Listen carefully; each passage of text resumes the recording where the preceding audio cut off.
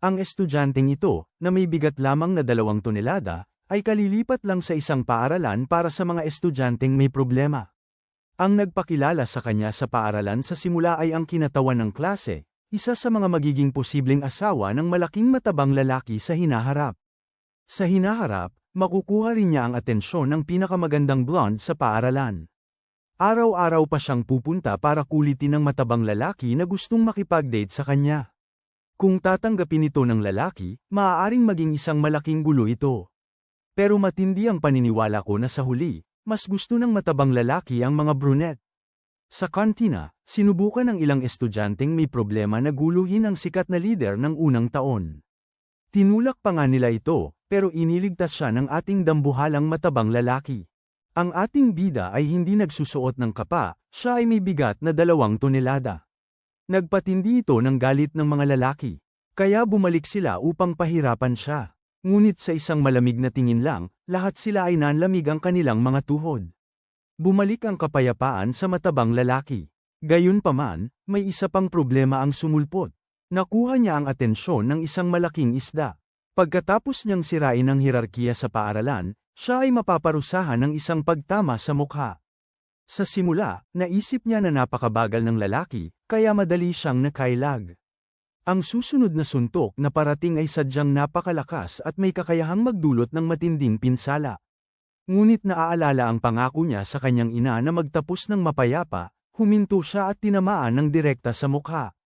Nagkunwari pa siyang nasaktan, ngunit lahat iyon ay pakitang tao lamang.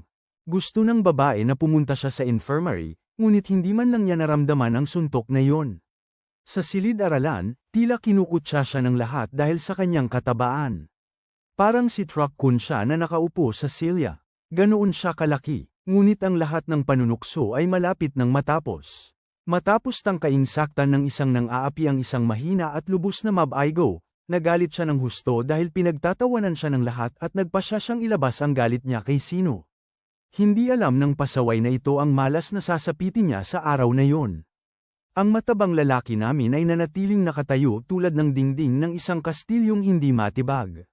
Ginamit ng pasaway ang lahat ng kanyang lakas upang isampal. At habang malapit na itong tumama, dumating ang ganting atake. Sa isang iglap, tinamaan siya ng napakalakas na nawalan siya agad ng malay matapos bumangga sa dingding. Walang sino man sa silid ang makapaniwala, maging ang pinakamalakas. At ang pinaka-nakakamangha ay natutulog siya. Ang katawan ng bagong estudyante ay kumilos lamang ng kusa. Dayayan, dayayan. Kalaunan, sa panahon ng aralin, lahat ng estudyante ay tahimik na nakaupo ng walang imik, maliban sa batang nawalan ng malay. Pinili ng lahat na manatiling kalmado. Matapos obserbahan ang sitwasyon, ginulat ng nagtatakang propesor ang lahat ng estudyante sa pagtatanong sa kanila tungkol sa dahilan ng kanilang kakaibang katahimikan. Ang lalaking mahinahong gustong humingi ng paglilinaw ay sinalubong ng nakakagimbal na sigawan, na nagsasabing maayos ang lahat. Ang matanda ay nabigla sa kakaibang kilos ng estudyante sa high school. Alam ng lahat na hindi sila kailanman dapat matuklasan. Ang guro, pati na rin ang class president, ay nausisa sa kakaibang ugaling ito. Samantala, isa sa mga junior leader ay lubog sa kanyang mga iniisip. Ilang minuto lang ang nakalipas, lahat ay naiwan, ibig kong sabihin, sa nangyari. Nagsimulang magtaka ang lahat tungkol sa transfer student na tinalo si Hydra sa isang suntok. Sa sinabing yun, mabilis na tumayo ang isa sa mga estudyante mula sa kanyang upuan at nagmadaling ibahagi ang balita sa iba pa ng paaralan. Nang biglang may nagsalita sa harap ng buong klase at ang kanyang mga salita ay tila lalo na para sa pinakabagong tagapaghatid, binalaan ni Bullfist na bubulihin at guguluhin niya ang sinumang magbahagi ng insidenteng ito sa iba hanggang sa araw ng pagtatapos. Pagkatapos ay itinuro ng bata kung paano tiyak na kamumuhian ng lahat dito ang paggugol ng oras kasama siya. Ang mga babaeng mahilig magtsismisan na nakahanap sa kanya ng kakaiba ay sumang-ayon dito, na nag-iwan sa kanya ng walang masabi. At kaya, inutusan niya ang kanyang mga kasama na ayusin ang gulong ito, pinapante sila para dalhin pabalik sa upuan ang kanilang kaibigang tila hindi na makagalaw. Pagkatapos ay nagsimulang magtaka si Bullfist tungkol sa sarili niyang kahinaan, na nag-iwan sa iba na nagtataka rin. Maya-maya, pagkatapos ng klase, siya at ang kanyang mga kaibigan ay nagtipon sa isang liblib na lugar. Nang tanungin tungkol sa kanyang kalagayan, kinumpirma ni Huang at Sin, na halos hindi makapagsalita, na inakala niyang siya ay binawian na ng buhay. Nang tanungin ang dahilan ng kanilang lihim na pagtitipon, kinumpirma ng pinuno na siya mismo ay hindi sigurado, na nagsasabing gusto niyang personal na tanungin ang partikular na individual na ito. Noon din ay dumating siya, sandali siyang nagproseso ng sitwasyon, nasindak, at nagsimulang bumula ang bibig nang makita ang nakakatakot na transfer student. Hinimok siya ni Yang Hu na kumalma, ngunit ang bata ay labis na natakot upang maunawaan kahit ang simpleng salita. Sina Huang at Sin ay nagmadaling magtago mula sa pinaniniwalaan niyang halimaw, nang makita ito. Ang kanyang amo ay walang pagpipilian kundi hampasin siya sa mukha. Upang puwersahang pakalmayan siya, lahat ng iba ay napangangas sa katangahan ng isang ito. Pagkatapos nito, ang junior leader ay bumaling sa protagonista, at humingi ng paliwanag ang mga lalaki. Si Nauok ay sumigaw ng buong lakas, ikinagulat ng lahat bago kalmadong iginiit na narito siya para sa isang mapayapang buhay high school. Bago magsalita sa isang nagbabantang tono at humingi ng kanilang tulong, at habang ipinapalagay ng mga underdogs na ito ay isang uri ng banta. Nang biglang inabot ng kanilang pinuno sa protagonista ang kamay ng pagkakaibigan, lahat ay naiwang litong-lito ng magkasundo ang bagong dating at ang kanilang pinuno, na tinanggap ang pakikipagkamay. Sinabi ni Yang Hu na dapat silang magkaisa ng pagsisikap upang pareho nilang makamit ang layuning ito.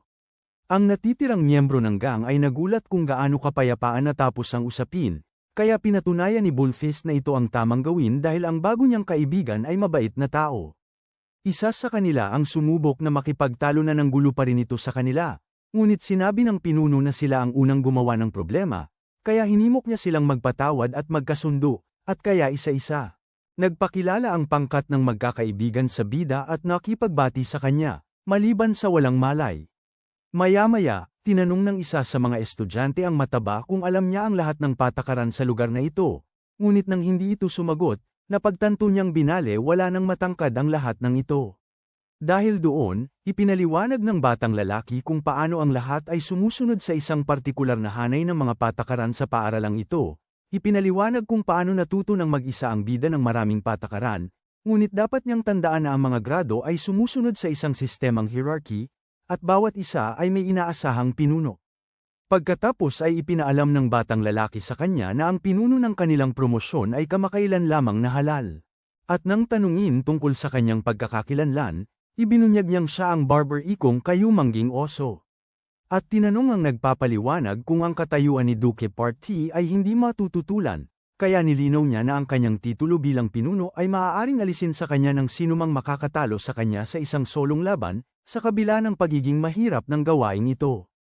Ang pangunahing paniniwala ng mga estudyante na ang buhay eskwela ay nagbibigay ng promosyon ay lubos na naiimpluwensyahan ng kanilang pinuno, at nang akmang sisiraan na niya ang kasalukuyang pinuno, bigla siyang napatahimik. Nalito ang malaki habang ang kanyang mga bagong kaibigan ay lubhang natakot. Dumating si Duke Part Q, kasama ang kanyang maraming tauhan. Nang ipagtanong ng barbaro ang dahilan ng kanilang presensya sa ganoong lugar, sinabi ni Yang Hu na lahat sila ay naroon para sa parehong dahilan. Sinimulan siyang kutsain ng tauhan ng kayumangging oso dahil sa kanyang pagiging babong mayabang. Ipinag-utos ng nagalit na pinuno ng grado na bilhan siya ng tinapay, kasama ang gatas na may strawberry, ngunit buong tapang na lumayo ang mapaghimagsik na si Yang Hu at sinabing masyado ng mataba si Duke Q para sa ganoong mga pagkain. Ang pinuno ng klase na naudyukan ng ganoong panunukso ay walang galang na sumingit. Nang ipagtanong niya kung sino ang nagpapakita ng kayabangan, muli siyang inistorbo ng isang humihiling sa kanyang maging magalang. At pinipilit siya at ang kanyang grupo na tigilan ang panggugulo sa iba. Lubhang nainis ang dakilang pinuno sa mapagkumbabang kayabangan na ito at hiniling sa magalang na linawin ang kanyang pahayag, ngunit hindi siya sinagot. Nang matapos sabihin yon, nakita ng isa sa mga alagad ito bilang pagkakataon upang magpakitang gilas sa pamamagitan ng pagpapahiya sa ikatlo. Kaya nagpakita siya ng nagbabantang ekspresyon at ipinaalam kay Noak na nais siyang kausapin ng malaking tao. Ngunit nang hindi pa rin siya sinagot, sinimulan niyang kutsain ang kanyang timbang, lalo na ang kanyang lamaking dibdib. Ngunit noon, napagtanto ng bata na ang bida ay siya ring sinuntok ng hindi inaasahan sa kantina at pinagtawanan niya ito dahil doon. Nagbanta siya na gagawin yun na ikatlong nakakahiyang sandali ng protagonista sa pamamagitan ng pananakit sa kanyang mukha, at inakala niyang takot ang katahimikan nito. Ngunit sa mismong sandaling naisip niyang pagtawanan ang sombrero ng ating bayani, ang kalmado ay magalang na ibinalik ang sombrero sa orihinal nitong lugar. Ang ekspresyon ng ating bayani ay napakainit sa damdamin na nagsimulang manginig ang bata, kaya't marahan niyang hinawakan ang sombrero ng kalmadong bata bago maingat na ibalik ito sa lugar nito. Hirap na hirap ang kayumangging oso sa pagproseso ng nangyari, at habang siya ay bubulyawan na sana ang kanyang mga tauhan dahil sa kaawa-awang pagkabigo na ito, may biglang tumawag sa kanya. Lumingon ang amo. Ang mga binatang yun ay nasa harap na ngayon ng mga dilag, at nagtanong ang isa sa kanila kung isa ba ito sa mga first year. Sinikap ng barbaro na maging kasing magalang hanggat maaari dahil ito ay walang iba kundi ang pinarangalang estudyante ng kanilang batch, si Kim So-young. Ang isang ito ay may nakamamanghang kagandahan, saka napansin ng aming bida, at nandidiri sa kanyang matabang anyo. Gusto ng pinarangalang estudyante na sumama sa kanya ang kayumangging oso dahil gusto ni Suzy na makausap siya. Lalo pang nasabik ang malaki dahil ito ay walang iba kundi si Park Suzy mula sa mga second year. Dahil doon, masaya siyang nagmadali para makipagkita sa magandang dilag. Ang bigla niyang pag-alis ay nag-usisa sa kanyang mga tauhan, kaya huminto siya sandali at hinarap sila. Nang utusan silang harapin ang mga lumalaban, ang kakaibang pakiramdam ng mga tauhan ay biglang nagbago tungo sa mas nagbabantang kapaligiran. Ang isa na unang nang api sa bida ay pinilit silang huminto, habang labis niyang pinipilit ipagtanggol ang kanyang biglang pinanagan. Nang makitang hindi maririnig ang kanyang boses, nagpasya siyang tumakas bago pa lumala ang sitwasyon, at sa isang iglap, ang ating bida at ang kanyang mga kaibigan ay napalibutan, dahil kapag nagbigay ng utos ang pinuno, ang kanyang salita ay walang pasubali. At kung sakaling baliwalain ang salitang ito, dapat na lamang siyang tumakas at lumipat ng paaralan o malagay sa panganib na maparusahan ang kaparehong amo na kanyang sinuway ang awtoridad. Ibig sabihin, kapag nagbigay ang pinuno ng kanyang mga utos, hindi ito maaaring suwayin. Kasunod ng lohikang iyon, ipinaliwanag ng lalaking may afro na bilang mga unang taon, obligadong igalang nila ang mga salita ng kanilang pinuno, at sa sinabing iyon, sinimulan ang pagpapasimula sa pinabababang halaga, kung saan tumanggap ng suntok sa tiyan ang unang estudyante, na nagdulot ng matinding sakit. Hindi makapaniwala ang iba sa iskandalong ito. Si Nos Sean-wook, na nakakita sa lahat, ay labis na nagalit dahil sa kawalang katarungang ito. Sinimulan namang pagtawanan ng mga alipors ang masasamang tingin na ibinibigay sa kanila ni Bullfist, ngunit habang itinuturo ng lalaking may afro na nakatali ang kanilang mga kamay, siya ay biglang pinutol ng mismong protagonista. Nasa kabila ng hirap sa pagsunod sa mga patakaran, kinumpirma na ang isang nang-aapi ay sa katunayan isang kalaban.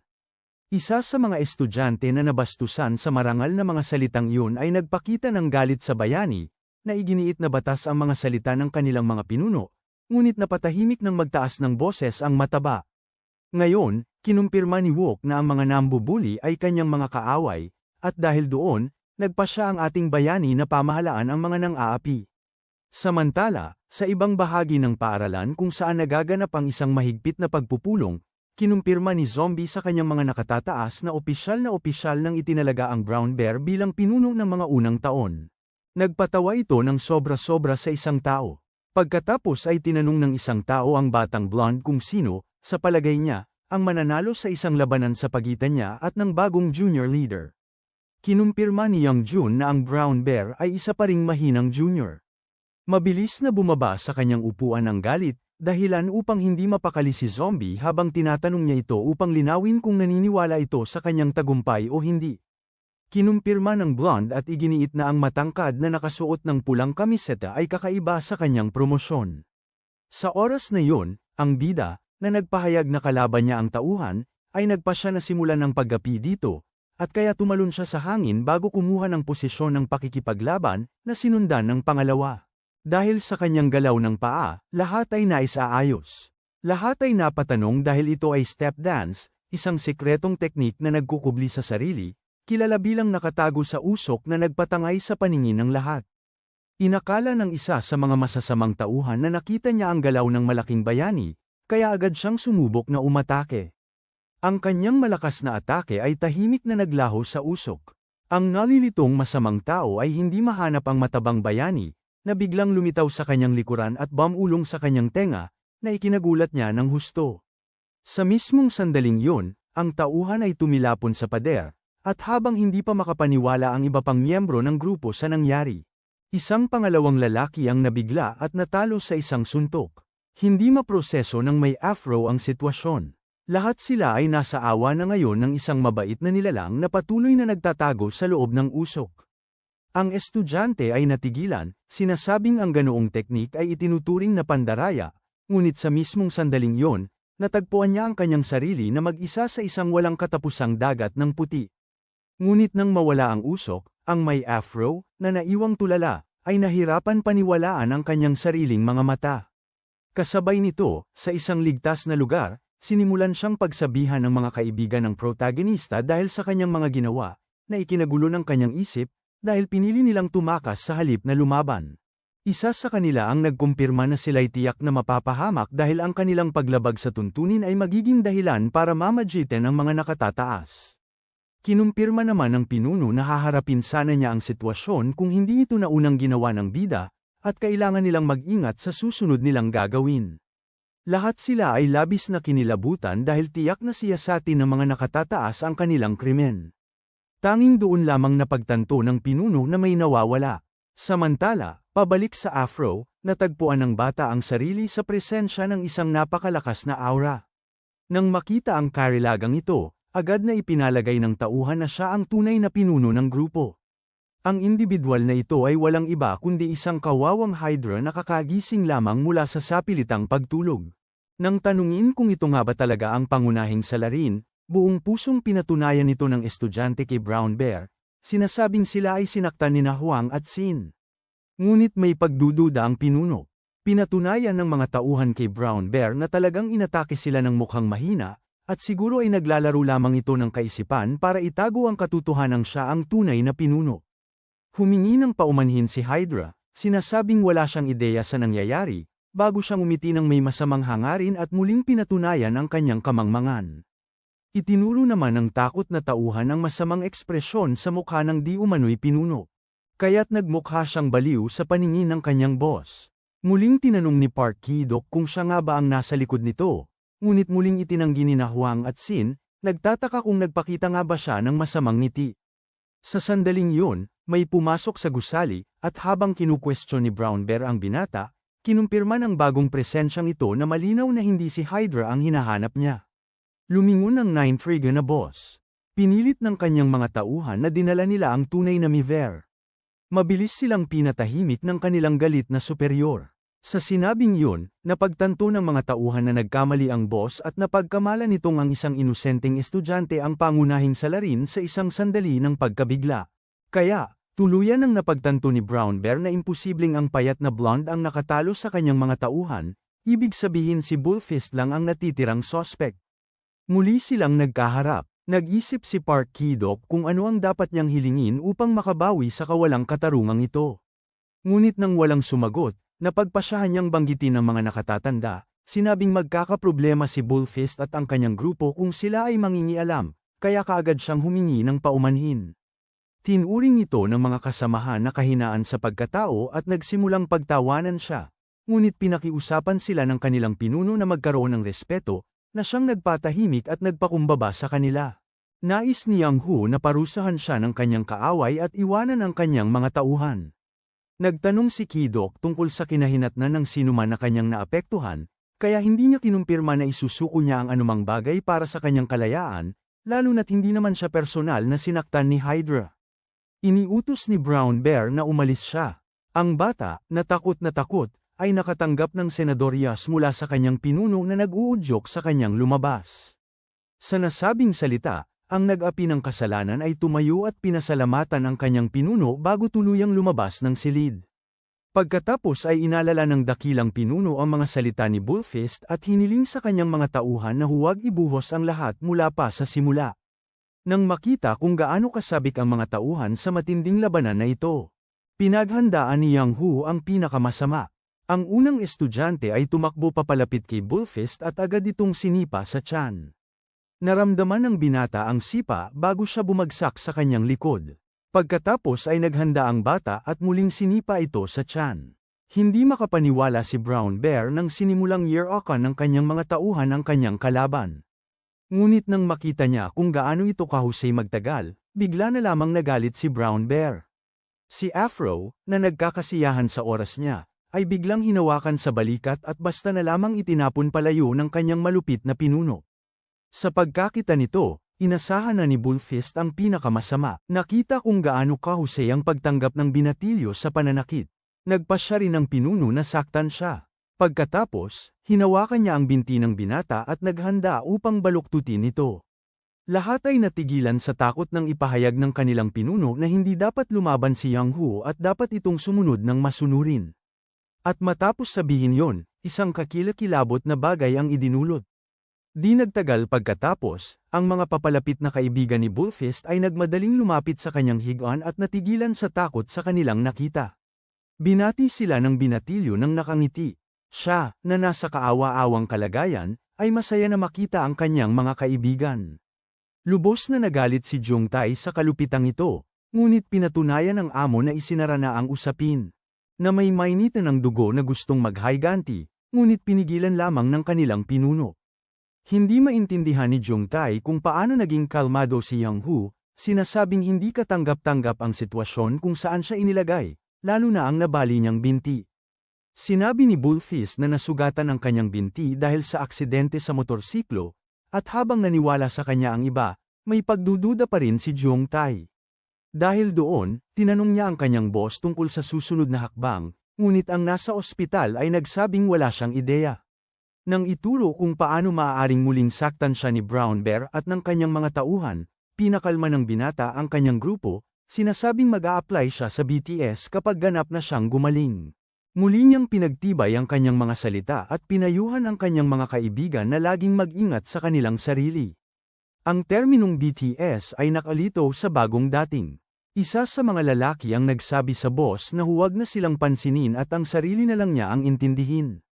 Pabiro namang sinabi ni Bullfist na sabik siyang magkaroon ng libreng oras sa labas ng eskwela, at habang masayang nag-uusap sila, napansin ni Jung Tai ang pag-alis ng malaki.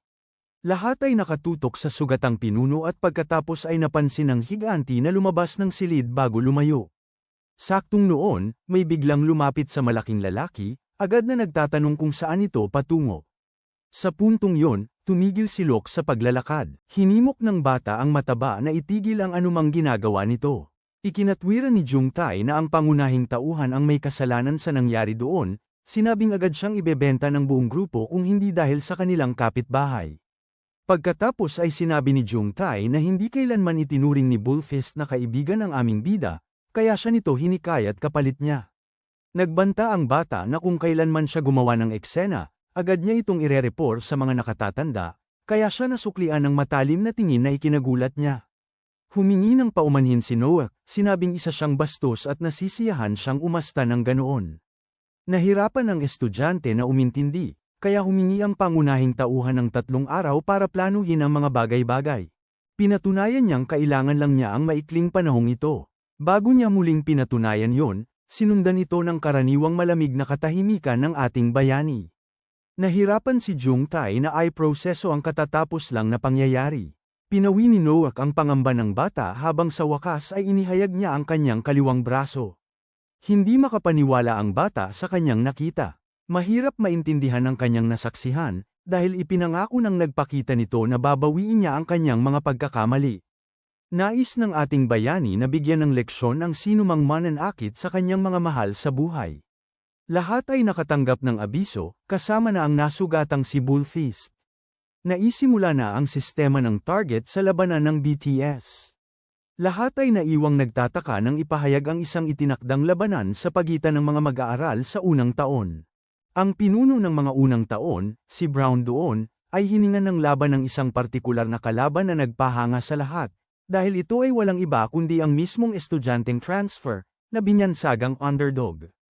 Sa wakas ay lumabas na ang kanyang tato, kaya't isa sa alang-alang na ngayon ng ating bayani ang lahat ng kanyang mga susunod na kilos bilang paraan ng pagtatanggol sa sarili. Ang BTS, na kilala rin bilang Battle Target System, sistema ng target na labanan, ay may ilang hindi matututulang patakaran. Ang una ay tanging ang mga walang koneksyon sa mga senior lamang ang pinapayagang makakuha ng mga tiket upang mapanood ang laban. Ang panuntunan bilang dalawa ay kailangan ng sinumang dakilang pinuno na agad tanggapin ang hamon kung ito ay iminungkahi ng isang underdog na pinapayagang labanan ang bawat nominado na pinuno ng isang beses lamang. Ang ikatlong patakaran ay nangangahulugang ang mga labanan ay isasagawa ng walang armas at sa patas na paraan. Ang patakaran bilang 4 ay nagsasaad na kung ang isang hindi pinapaboran ay maging leader, ang lahat ng kanyang mga kasamahan sa parehong baitang ay walang magawa kundi sumunod sa kanya. Ang huling patakaran ay nangangahulugan na ang pinal at huling desisyon ay sa hari ng eskwelahan. Ayon kay Yang Hu, masiglang nagpaliwanag si Will, ngunit tinitigan lamang ng kakaiba ng iba sa ospital, dahil nakikipag-usap siyang mag-isa. Namula ang mukha ng nahihiyang binata habang ipinapalagay ng lahat na nagkaroon siya ng pinsala sa utak. Biglang tumunog ang kanyang telepono. Tinanong siya ni Hydra kung malinaw ang kanyang tanaw. Sinimula ni Bullfist na pagnilayan ang bagay na ito. Ngayon sa gitna ng arena, malapit nang gawin ni Naork ang hindi kapani-paniwala. Ganoon na lamang, magkaharap na ngayon ang dalawang higanti. Lahat ay nagtaka kung gaano kaaga nagsimula ang mga laban ng BTS. Isinasaalang-alang na hindi pa nagaganap ang opisyal na seremonya ng tagumpay ng pinuno ng unang antas. Doon lamang napagtanto ng mga estudyante na tanging ang mga pinili lamang ng mga third year ang pinapayagang lumahok sa BTS, na nagpaisip sa kanila tungkol sa pagkakakilanlan ng protagonista. At kahit na siya ay isang misteryosong kaluluwa, hindi sila makatanggi, dahil inaprubahan na ito ng hari ng paaralan. Sa sandaling yun, nagulat ang mga unang taon dahil sa wakas ay dumating na sila. Ang kanilang mga nakatatanda ay pumasok na. Lahat ng estudyante ay tumayo ng tahimik at inayos ang kanilang tindig upang batiin ang mga ikalawang taon. Si Oh Chang-sik, ang ika-78 na pinuno at ang pinakamalakas sa mga ikalawang taon, ay nakakainis na nagtanong upang malaman ang dahilan ng kaguluhan. Itinuro ni Zombie na ang buong paaralan ay nasa kaguluhan habang tahimik na nakatayo ang kanyang mga kaibigan. Tinitigan ni Suzy ang nakakatakot na kalmadong higanti at naguluhan sa kanya, dahil siya ang tipo ng lalaking gusto niya. Nang mahulog ang loob sa bida, bigla na lang tumakbo ang dalaga patungo sa kanyang mga kaklase na nasa paggamot. Ilang estudyante ang sumunod sa kanya habang tumatakbo sa silid. Nahuli ng kanyang ganda ang atensyon ng mga unang taon. Ang nagkaroon ng interes na oso ay isa sa kanila. Dahil dito, lumingon siya at formal na binati ang mga pangalawang taon. Tinitigan ng mga senior ang transfer student na nanatiling nakatayo at humingi ng respeto. Dahil dito, binaliwala nila siya at nagpatuloy sa kanilang lakad. Ang pangalawang taon ay nagpa siya namang umupo. Nang tanungin tungkol sa bayani na siyang nasa likod ng buong problema, ipinaliwanag ni Zombie na isa siyang transfer student na dumating kahapon. Ang 78 ay nagkaroon ng interes sa mataba na humiling ng BTS isang araw pagkatapos dumating. Sa sandaling yun, nalula ang mga second year sa biglaang presyon, nang makitang paparating na ang kanilang mga senior. Lahat ng second year ay tumayo bilang tanda ng paggalang. Nadama rin ng brown bear, pati na rin ng tigre, ang matinding presyong ito. Ang pinuno ng mga second year ay hindi maiwasang humanga sa kapangyarihan ng kanilang mga senior. At sa ganoon na lang, dumating na sila sa wakas. Ang mga nasa huling taon ay sa wakas ay dumating. Hinimok ni Oh Chang-suk ang kanyang mga tauhan na agad tumindig ng matatag at hindi gumagalaw upang makipagkasundo sa mga third year. Lahat ay sumaludo sa mga senior sa isang malakas at nagkakaisang boses.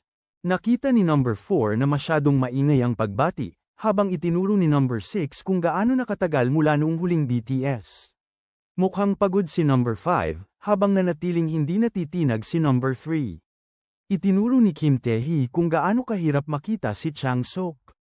Sinubukan ng pinuno ng ikalawang taon ang kanyang makakaya na maging mapagkumbaba. Bahagya siyang samandal pasulong upang makakita at natigilan sa takot nang makita ang isang taong nakatayo sa gitna ng mga mag-aaral sa ikatlong taon. Isang hakbang mula sa individual na ito at nagsimulang manginig ang buong paaralan. Ang makapangyarihang presensyang ito ay walang iba kundi ang pinuno ng ikatlong taon, si Maso K-pil, na kilala rin bilang hari. Sa puntong yun, sa wakas ay nagpakita ang pinuno ng paaralan. Agad silang bumalik sa kanilang mga upuan, kasama si King. Lahat ay nabighani sa taong ito, dahil siya ang nagpapatakbo ng paaralan. Walang sino man ang makakales ng kanilang tingin mula sa kanyang nakakabighaning itsura. Nagsimulang magsalita si Maso K-Pil, sinabing igsiin niya ang kanyang sasabihin at matagal nang hindi nakikita ang BTS. Pagkatapos ay binanggit niya kung gaano karami ang nagtataka sa dahilan kung bakit pinayagang makilahok sa BTS ang isang walang pangalan, tulad ng hamon ngayon. Kaya pinatunayan ni King na ito ang kanyang kalooban na may matigas na tono ng boses, na ikinagulat ng lahat. Sa pagpapatunay ng kanyang mga nasasakupan na nauunawaan nila siya, nagpa siya ang hari na simula ng pagdiriwang. Kaya naman, si Zombie ang gaganap na arbiter sa unang antas ng laban ng BTS. Ang kakalabanin ng dakilang pinuno, ang Brown Bear, na may maraming tagasunod, ay ang transfer student, na may iilang kaibigang sumusuporta sa kanya, kasama ang isang nasugatang pinuno ng grupo. Ipinaliwanag ng Blonde na matatapos ang laban kapag umamin ng pagkatalo ang isa sa kanila, Nat Amba, o kung may anumang uri ng problema ang naganap. Pagkatapos nito, ang senior ay gumawa ng hindi nararapat na paghawak sa kanyang mga junior, at iginiit na ito ang tanging bahagi na ipinagbabawal hipuan. At sa mga sinabing yon, sa wakas ay nagsimula ang laban. Napuno ng sigawan ang arena. Nang ilunsad ni Park Ki-dok ang unang suntok, agad itong hinarang ni Nawok. Mabilis na nahanda ang depensang bakal sa ikalawang atake. Ang dakilang pinuno ay sunod-sunod na sumuntok sa bagong dating, ngunit nanatili lamang ito sa depensa. Ito ang nagpagalit sa kayumangging oso, na itinuring ang kakulangan ng opensa bilang uri ng paghamak. Sa pag-aakalang minamaliit siya ng transfer student, siya ay nagalit ng husto. Nagpakawala siya ng serye ng malalakas na suntok, na siyang nakatulak pabalik kay Nawok. Lubos na ikinatuwa ng kanyang mga tauhan ang ipinakita niya. Subalit sa ikatlong taon na lamang kinumpirma na ang nangunguna sa laban ay sa katunayan ang kanyang kalaban. Lahat ay namangha sa taong may mabuting kalooban na umako ng lahat ng suntok na dumarating. Ngunit ang pinaka-nakamamanghang bahagi ay ang katotohanang ang umaatake ang tila kapos sa hininga. Napagtanto ni Park Ki-dok na nasa alanganin siyang sitwasyon, dahil sa kabila ng pagiging siya ang umaatake, hindi niya maiwasang maramdaman na siya ang nasasaktan. At habang nagsisimula siyang pag-isipan ang plano ng bida, kinausap niya ito sa karaniwan niyang casual na tono, hinihikayat siyang humingi na lamang ng tawad para maipakita niya ang kanyang pagpapatawad, ngunit ang mapagmataas na Brown Bear. Tumanggi siyang gawin ito, pinaninindigan ng ating bayani na ito na ang huli niyang pagkakataon upang ayusin ang lahat. Nagulat ang dakilang pinuno nang makita ang sarili na labis na pagod. Kaya ipinagpalagay ng naiinis na ang pagkapagod na ito ay kagagawa ng isang partikular na individual. 3 oras na ang nakalipas, ipinaalam ng Brown Bear sa Afro na ang kanyang kalaban ay ang transfer student na napahiya kay Sodeko, at habang nagsisimula ng magsalita ang payat tungkol sa kung gaano kadali ang hamong ito, bigla siyang nabangga sa isang tao, humarap ang basegulero sa nabangga niya at pinilit itong humingi ng tawad, para lamang mabilis na matanto na walang iba ito kundi si Sodeko. Ang ikatlong taon ay labis na nainis na basta na lamang tawagin sa kanyang pangalan, kaya nagtama ang junior sa kanyang sarili, at formal na humingi ng tawad sa kanyang kayabangan. Tumingin ang ikatlong taon sa higanti sa kanyang harapan, bago itinuro kung paano kulang sa paggalang ang buong promosyong ito. Labis na interesado si Sodeko sa pinuno ng mga bagong junior, at habang nagsisimulang magsalita ng walang paggalang si Batang Ganawan, ang pinakamatanda ay mabilis na humarap sa kanya. At sa isang iglap ay magkalapit sila ng ilang pulgada ang layo. Ngumiti si Sodeko at sinabing matatalo ang Brown Bear, hiniling sa kanya ng matangkad na linawin. Kaya ipinaliwanag niya kung paano siya hindi makakatagumpay laban sa bida, itinuro kung gaano siya kaina at sinabing dapat siyang manalangin na makansela ang laban. Sinubukan ng tauhan ng matangkad na panatagin siya na nagsasalita lamang ang senior ng ganoon upang mailigtas ang sarili. Ngunit kahit ganoon pa man, labis pa rin itong bumagabag sa kanya. Habang nagsisimula siyang magduda sa sarili niyang tagumpay, ang Brown Bear ay nabalik sa realidad ng mabait na nilalang na nag-udyok sa kanya na sumagot. Pagkasabi niyan, ang leader ng klase ay minsan nang umalis na labis ang galit. Napansin ng isa sa mga nagmamasid na ang pinuno ng mga nasa unang taon ay mas excited kaysa sa kanya noon sa ang kompetisyon sa unang taon. Patuloy niyang inulan ng mga suntok ang aming bida, sunod-sunod ang pagtama, ngunit sa matinding gulat niya, Hindi man lang nasindak ang kanyang kalaban, na tila lalong lumaki ang matangkad nitong pangangatawan. Nang gamitin niya ang kanyang pag-absorb ng teknik, walang makapaniwala sa kanilang mga mata, sa teknik na ngayong kumpleto. Itinuro ni Noaorki kung paano tinanggihan ng kanyang kalaban ang awa na ipinagkaloob niya rito, kaya nalaala niya ang isang lumang kasabihan, na nagsasaad na ang bawat isa ay dapat ipares sa isang kapantay ng lakas. Ang batang nagsabi ng mga salitang iyon ay sandaling nagproseso nito, bago nagpas siyang muling isilang ang salita. Sa pagsugod sa kanyang kalaban upang linisin siya mula sa kanyang mga kasalanan. Hinimok siya ng pangunahing tauhan na manood ng mabuti. Natagpuan ng brown bear ang kanyang sarili na nalulula sa kakaibang lakas na ito. Nagpa siya ang ating bayani na gamitin ang kanyang pamamaraan, na kilala bilang kanang kamao, paglilinis ng puso, 50 pounds na isinagawa niya gamit lamang ang kanyang kanang kamay. Ang first tier na boss na tumatanggap ng mga atake ay sa wakas ay natanto na baliw ang kanyang kalaban, at sa isang iglap, ang brown bear ay napasailalim sa sunod-sunod na pag-atake. Dahil dito, nahirapan si Parky Duke na huminga. Hindi makapaniwala ang kanyang mga tauhan sa kanilang nakita. Ang matangkad ay hindi makapaniwala sa lakas ng kanyang kalaban. Hinikayat siya ng ating bayani na humingi ng tawad upang maayos ang lahat. Bago pa man siya makakuha ng pakete ng sigarilyo mula sa kanyang bulsa, agad siyang sinita ng tagapamagitan dahil sa pagtatangkang manigarilyo, na labag sa patakaran. Samantala, hindi matanggap ng brown bear ang katotohanang matatalo na siya kaya't kinapa niya ang kanyang bulsa at naglabas ng isang panuntok na gawa sa tanso. Bago pa niya masaktan ang ulo ng ating bayani sa isang patraidor na pag-atake sa pagkasindak ng kanyang kaibigan, may dugo ng makita sa lupa, dugo ng isang inosenteng tao.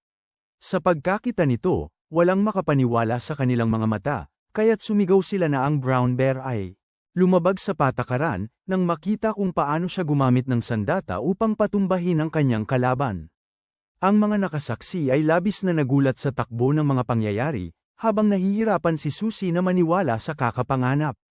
Maging ang referee ay nagulat, ngunit nang diskwalipikahin na sana niya ang bata dahil sa paggamit ng sandata, ay naantala siya ng tunog ng tawa.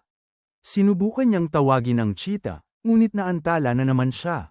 Ang inis na zombie ay lumingon upang tingnan kung sino ang mapangahas na ito at labis siyang kinilabutan, dahil ito ay walang iba kundi ang hari mismo, na tawa ng tawa. Ang kanyang nakakatakot na tawa ay nagpatindig ng balahibo ng bawat estudyante. Sinubukan ng zombie na pigilan ang laban ngunit hinimok lang siya ni Boss 77 na ipagpatuloy ito. Walang estudyanteng nakumbinsi, dahil sa nakita nilang paglabag sa isa sa mga sagradong patakaran. Sinubukan ng ref na tumutol, ngunit wala nang puwang para sa diskusyon, at dahil doon, hinimok siya ng hari na ipagpatuloy ang laban, isinisigaw ang kanyang utos sa buong paaralan. Ang boses pa lang niya ay lumikha ng isang malakas na alon ng puwersa na nakapagdulot pa nga para mawalan ng malay ang ilang estudyante. Ang pangalawang taon ay nakita ang sarili niya sa harap ng isang makapangyarihang lakas na walang sinumang kayang labanan. Ito ang tunay na kapangyarihan ng pinuno ng paaralan, at dahil doon, wala siyang pagpipilian kundi ipagpatuloy ang laro. Labis na naiirita si Bullfist sa kabaliwan na ito, kaya sinubukan niyang bumangon mula sa higaan sa kabila ng kanyang pinsala, ngunit pinigilan lamang siya ng nurse. Bumagsak sa lupa ang naghihinagpis na si Hydra. Hindi maintindihan ng ganoong kabaliwan, nakita kung paano nasugatan at tuluyan ang bumagsak ang pangunahing tauhan. Kinwestiyon din ni Susie ang sinabi ng hari.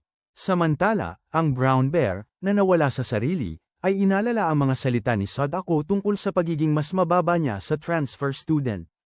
Hinikayat siya ng hari na tapusin ang laban at nakita ang barbarian na sumugod upang pabagsakin ang aming bayani.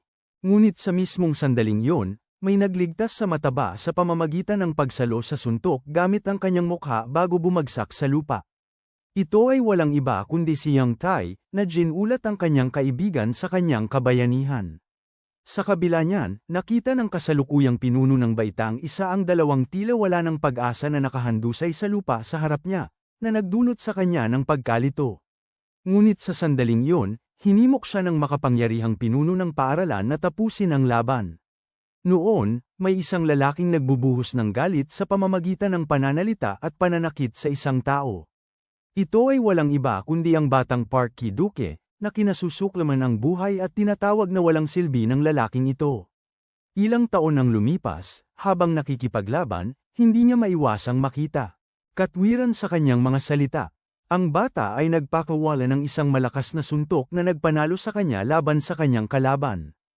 Ang batang oso ay medyo nagpapasalamat sa taong ito na nagpamulat sa kanya kung gaano siya katibay at kagustuhin, matapos matanggap ang palakpakan ng mga batang kalapit. Ang batang nag-akalang wala siyang silbi ay sa wakas nakahanap ng isang bagay na mahusay siya. At sa kabila ng bawat laban na nagwawakas sa pagkakatalo ng kanyang mga kalaban, napagtanto ni Kiduke na ang pagmamahal ng iba ay nauugnay sa dami ng mga tagumpay na maaari niyang makamit. Ibig sabihin, napilitan siyang magtagumpay anuman ang mangyari, na sinasabing mapapalaki niya ang bilang ng kanyang mga manunood kung sakali mang matikman niya ang pagkatalo. Ngunit sa sandaling iyon, siya ay nilalabas mula sa mundo ng panaginip ng bida, na humiling sa kanyang magtuon sa laban. Ang brown bear ay kinilabutan ng igiit ng bida na wala nang atrasan ang kanyang mga ginawa ngayon. Maging ang mga mag-aaral sa ikatlong taon ay nakaramdam ng nakakatakot na presyon, nang igiit ni Noah na gagabayan niya ang bata patungo sa pagtubos. At sa sinabing yun, isang selyo ang nagamit. Ang armadong binata ay muling sumugod sa kanya, ngunit madali niya itong naiwasan gamit ang kanyang teknik, ang backstep. Sa sinabing yun, naghanda ang ating bayani, na ikinagulat maging ng hari, at handa na siyang sumuntok.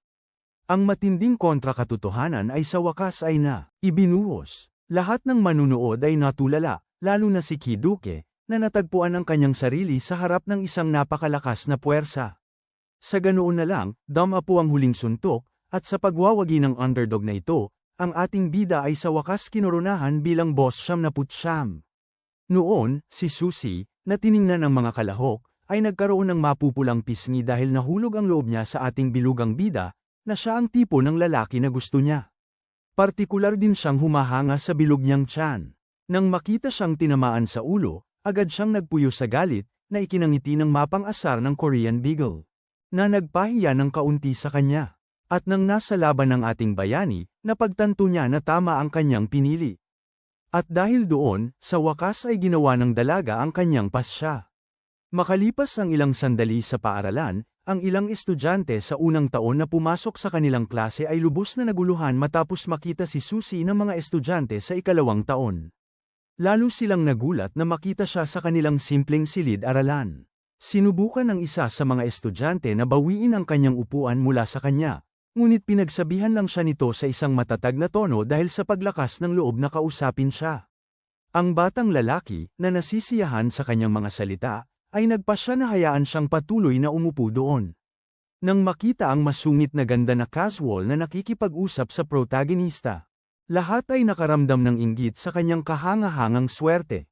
Magalang na hiniling ni Yang Hu na lumabas siya ng silid-aralan, na nagpahiwatig kay Susie na tila hindi na siya gaanong isinasaalang-alang habang nakikipag-usap sa kanya.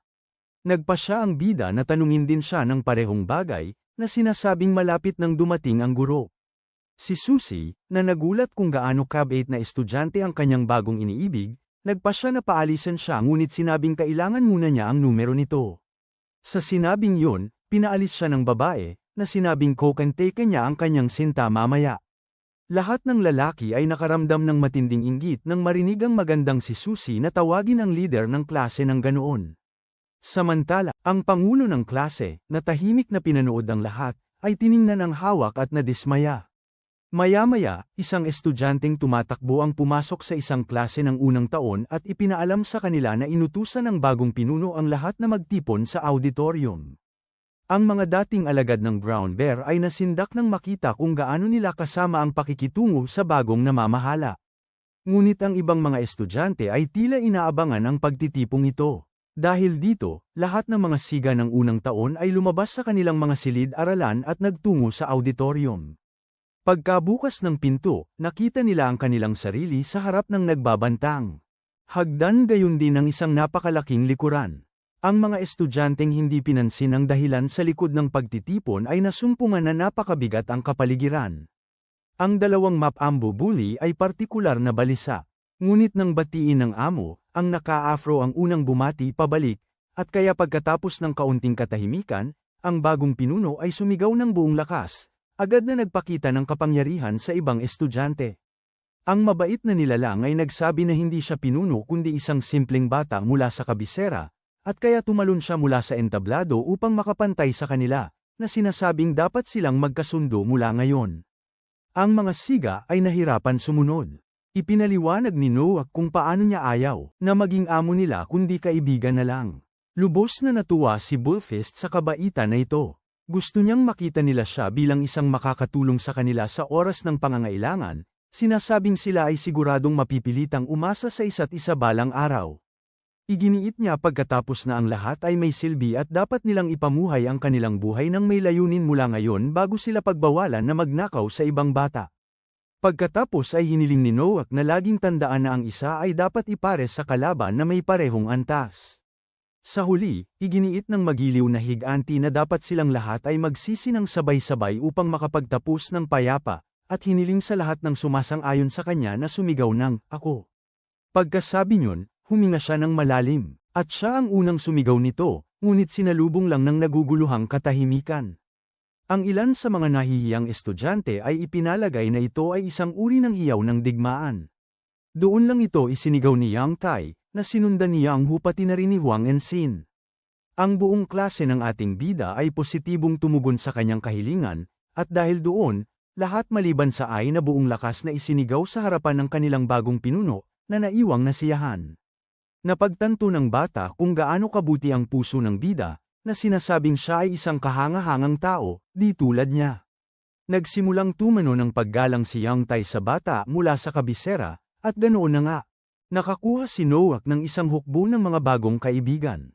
7 araw na ang lumipas simula noon. Tumigil na ang mga mapanakit na estudyante sa unang taon sa pambubuli sa mga mahihina. Kinumpirma ng nerd sa 2 estudyante na siya ay may ranggo sa larong ito, dahilan upang himukin siya ng 2 na idagdag sila bilang kaibigan, na isang perpektong halimbawa ng kapayapaang nanirahan sa hanay ng mga nasa junior promotion. Tinanong ni Susie ang bida kung may gagawin pa siya pagkatapos ng klase. Nag-alok siyang kumain ng tanghalian, o kaya ay magkaraoke, pati na rin ang pagsasuggest na pumunta sa isang DVD room. Ikinagulat ng lahat, tanging ang matabang lalaki lang ang nagkumpirma na mayroon siyang appointment. Nag-iwan kay Susie ng madilim na ekspresyon, dahil napagtanto niya na makikipagkita ito sa iba. Babae, ngunit sa kanyang pagkagulat, iginiit ng binata na ito ay isang study date. Gusto ni Noah na mag-aral kasama ang class president ngayon. Agad lumingon ang babae upang tingnan kung sino ang kanyang tinutukoy, at nang sundan niya ang tingin ng ibang mga estudyante, nakita niya ang sarili niyang nakatingin sa isang babaeng nerd na nakatuon sa pag-aaral nito. Sa puntong yun, ang second year na love interest ay gustong mag-aral ngunit humingi ng date mula sa kanya, na nagsasabing dapat silang mag-date bukas. Iginiit ni Bullfist na nakareserba na sila at ang kanyang mga kaibigan sa boss para sa susunod na araw, na nagdulot ng pagkainis sa babae. Iginiit pa ni Susie na mapupunta siya sa malaking gulo kung guguluhin niya ulit siya bago niya ito pinaalis. Ang mga kaibigan ni Yang Hu ay nagsimulang maawa sa kanya, nang makita ang kawalan niya ng popularidad sa mga babae. Sa araw ding yun pagkatapos ng klase, natagpuan ng pangulo ng klase ang sarili na kasama ang bagong pinuno ng baitang. Ikinatwiran noon ni Kang Minju na ang kanyang presensya ay maaaring magdulot ng gulo, na nag-iwan sa binata na usisa. Kaya ipinaliwanag niya kung paano ang kanilang pagsasama ay hindi nakalulugod sa kanilang nakatatanda. Nais ng pangulo ng klase na iwasan ang anumang mapanlinlang na sitwasyon, dahil narito lamang siya upang magturo sa estudyanteng lumipat. Pagkatapos ay kiniling niya ang kanyang ulo, para lamang makita ang malumanay na higanti na nakatingin sa kanya ng kakaiba. Habang nagsisimulang mamuo ang pagkalito, bigla siyang tinapik ang ulo niya at sinabing kaibig-ibig siya, na nag-iwan sa babae na namumula ang mukha habang hinihimok sila. Pagkatapos nito, sa loob ng isang kafe, binibigyan ng presidente ng klase ang bida ng mga aralin sa Ingles, ngunit habang patuloy siyang nagtuturo sa ating bida, bigla itong humikab.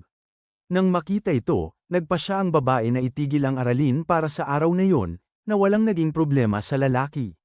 Pagkatapos nito, nagpa siya silang umalis, ngunit habang kinukuha ang kanyang gamit, napansin ng babae ang mga bagay sa kanyang backpack. Ibinigay niya pagkatapos ang gamot sa bida, nang makita kung gaano siya kalubha ang sugat dahil sa huli niyang laban. Nahirapan siyang ipaliwanag ang sarili, para lang patunayan ng lalaki na Ang nakakatanda sa kanya ay nag-alok na ng parehong gamot, kaya nagpa siya ang presidente ng klase na bawiin ang mga ito. Ngunit nang makita niya kung gaano kalungkot ang dalagita, inilagay ng ating bida ang plaster sa kanyang ulo, nagpahayag ng pasasalamat para sa gamot, sinasabing gagamitin niya ito habang iniwan siyang labis na natutuwa. Matapos sabihin yon, nagpa siya ang ating mga bida na hindi na magtagal pa upang maabyutin ang tren. Samantala, ang mga dating tauhan ni Kidok ay nahirapang makipag-ugnayan sa kanya.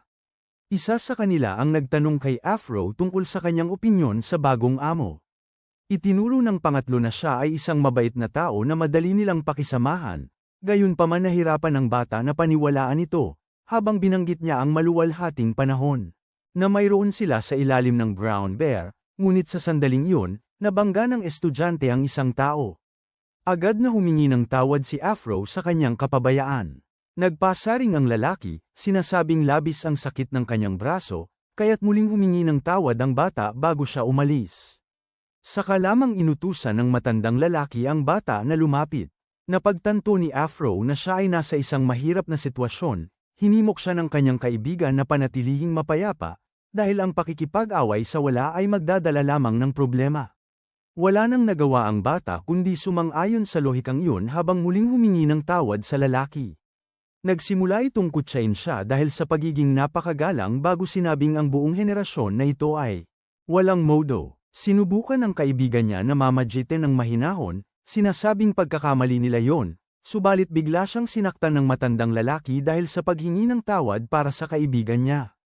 Nang makita ang kalupitan ng nambubuli na ito, nagpa siya si Afro na umatake, ngunit sumable at nakatanggap ng matinding tama sa tiyan. Nang matamba ang binata sa lupa, sinimulan siyang kutsain ng lalaki. Pagkatapos ay hinikayat niya ang mga kaibigan niya na tulungan siyang saktan ng estudyante ng high school, at dahil doon, ang binata ay dinagsa ng tsinelas, habang patuloy siyang iniinsulto at sinasaktan. Pagkatapos ay nakakita siya ng ladrilyo sa malapit at nagpa siya na hindi na niya ito kayang tiisin pa. Sa sandaling yon, ang mga kaibigan ng binata, pinigilan ang nakatatanda, at kaya, sa bugso ng adrenaline, ang estudyante sa high school ay sumugod upang saktan ng matindi, na hindi inaasahan ng kanyang mga kaibigan, nang biglang pinigilan siya ng isang kamay. Ang nagalit na bata ay lumingon upang tingnan kung sino ang nakikialam at nakita na ito ay ang kanyang senior, si Sudogko, ang nakasuot ng sando, na minsan ay labis na nagalit dahil malapit na siyang masaktan ng ladrilyo, subalit iginiit ni Dogko na nakipag-ugnayan na siya sa mga awtoridad. Dahil doon, ang mga nakatatanda ay walang pagpipilian kundi umalis na talunan, dahil pinilit sila ng estudyante sa high school na umalis, dahil alam nila kung ano ang pinakamabuti para sa kanila. Ilang minuto na ang nakalipas, habang nagtatrabaho, nakita ng estudyante sa ikatlong taon ang isang pag-aaway na malapit. Nang makita niyang kasama ang ilan sa kanyang mga junior sa ginagawa, sinabi ni Sudogko na wala silang ibang magawa. Saka lang niya namalaya na ang nakahiga sa lupa ay palihim na kumuha ng ladrilyo.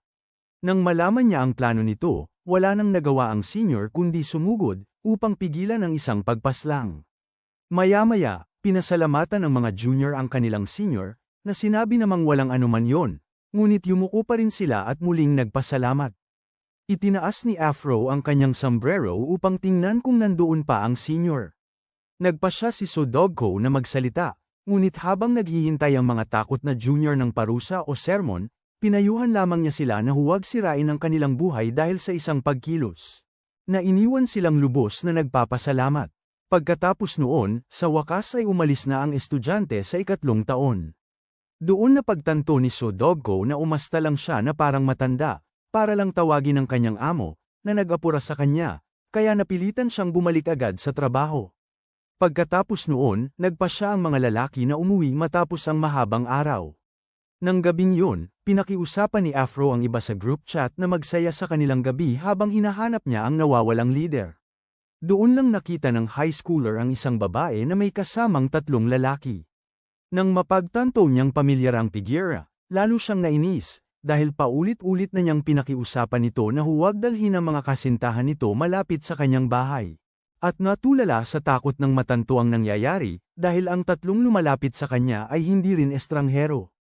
Agad lumayo ang dalaga sa kanila habang pinagsasabihan ng mga lalaki na itigil na ang kalokohan. Ang lalaki, na labis na nagalit sa pagtanggi na ito, ay nagpasya naman akit, ngunit biglang hamarang ang Void at sinalo ang sampal para sa dalaga, na ikinagulat nito kung gaano kabilis ang paglitaw niya. Ang naiinis na lalaki ay nagsimulang magtaka kung sino ang nakialam, ngunit natanto, matapos tingnang mabuti, na ito ang parehong estudyante ng high school na pinagbuhatan niya ng kamay noon.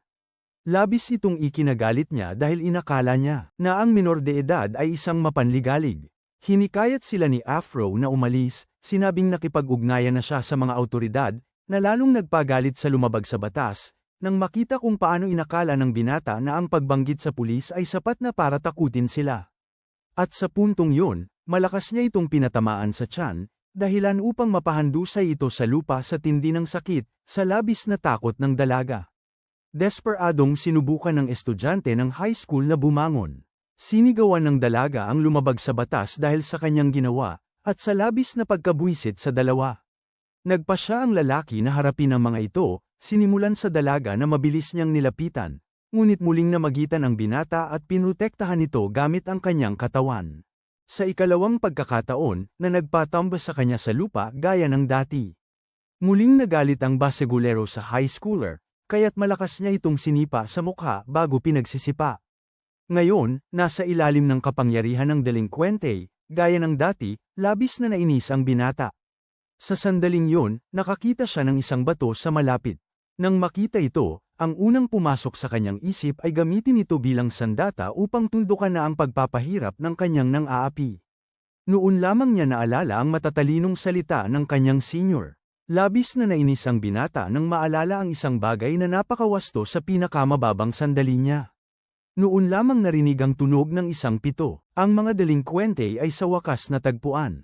Nang makita ito, agad silang nagpasyang tumakas mula sa pinangyarihan, ngunit habang tumatakbo sila palayo, tumakbo ang opisyal patungo sa bata. Mabilis niya itong tiningnan, kaya't pinatotohanan ni Afro na siya ay hindi nasaktan bago pasalamatan ang lalaki sa kanyang pag-aalala. Nagulat ang babae nang matuklasan na may kakayahan siyang magpahayag ng pasasalamat, na nagpaiwan sa napinsala na labis na naiinis. Gayunpaman, nagpasya siyang pabayaan na ang bagay na yun at hikayatin siya na bumalik sa kanilang tahanan. Pagkatapos ay hinawakan ng babae ang kamay ng kanyang tagapagligtas nang humiling ito ng hapunan, na nagpagalit sa kanya dahil sa hindi pagkakaroon. Nakakain ng anuman buong araw. Kinabukasan sa eskwelahan, sinabi ng binata sa kanyang kaibigan ang tungkol sa kanyang abentura kinagabihan, at nagsimulang magreklamo tungkol sa kamalasang sinapit niya.